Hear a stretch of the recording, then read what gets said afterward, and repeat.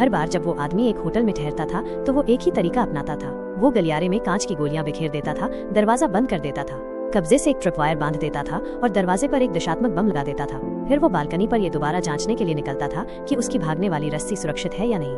आखिर में वो अपनी पिस्तौल बाथरूम के दरवाजे के ठीक बाहर रख देता था, तभी वो शांति से नहा पाता था। वो एक हत्यारा था, शांत, सटीक, जिसे बचपन से एक गुप्त संगठन द्वारा प्रशिक्षित किया गया था। उसका कोई नाम नहीं था, बस उसके सिर के पीछे एक बारकोड का टैटू था और कोड नेम 47। वो संगठन का सर्वश्रेष्ठ था, उससे कभी कोई नहीं बच पाया था। जल्द ही 47 को एक नया काम मिला। उसका अगला निशाना रूस के राष्ट्रपति पद का उम्मीदवार था और काम उसे पूरी दुनिया के सामने खुलेआम मारना था। 47 ने एक निखुंता योजना बनाई। अगले दिन उम्मीदवार कार्यक्रम स्थल पर पहुंचा, पूरी तरह से अनजान कि 47 पहले से ही सड़क के उस पार एक पास की इमारत में छिपा हुआ इंतजार कर रहा था। एक गोली चली। अगले ही पल अंगरक्षक ने अपने चेहरे पर कुछ गर्म महसूस किया। लक्ष्य मर चुका था। 47 ने जल्दी से अपना सामान पैक किया, केस में एक टाइमर वाला विस्फोटक रखा और गायब हो गया। जब तक गार्डों ने धावा बोला, वो जगह कुछ भी नहीं बची थी। मिशन पूरा हुआ। 47 हवाई अड्डे की ओर चल पड़ा, लेकिन जैसे ही वो अपनी उड़ान में सवार होने वाला था, उसे संगठन से एक नया संदेश मिला। किसी ने तुम्हें देखा है, गवाह को खत्म करो। कोई और चारा न होने पर वो शहर में उस सुराग का पीछा करता गया। जल्द ही उसने महिला को देखा।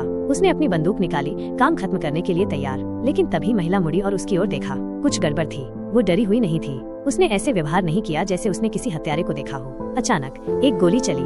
47 निशाना बन गया था। वो तुरंत उस जगह से चला गया। होटल वापस आकर उसने मुख्यालय से संपर्क करने की कोशिश की, लेकिन उसे केवल एक मिशन विफल संदेश मिला। लेकिन कैसे? उसने लक्ष्य को ठीक आंखों के बीच में गोली मारी थी। फिर उसने टीवी देखा और वहाँ मरा हुआ उम्मीदवार था। तभी 47 को एहसास हुआ कि उसे धोखा दिया गया है। गुस्से में उसने पूछा कि असली ग्राहक कौन था, लेकिन कोई जवाब नहीं आया। तभी होटल का फोन बजा।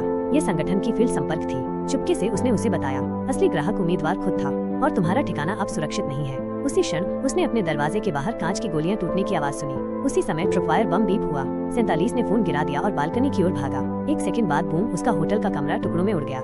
लेकिन 47 पहले ही उस रस्सी का उपयोग करके नीचे की मंजिल पर झूल गया था, जिसे उसने पहले लगाया था। सब कुछ ठीक वैसा ही हुआ जैसा उसने योजना बनाई थी। 47 बिना पीछे मुड़े चला गया।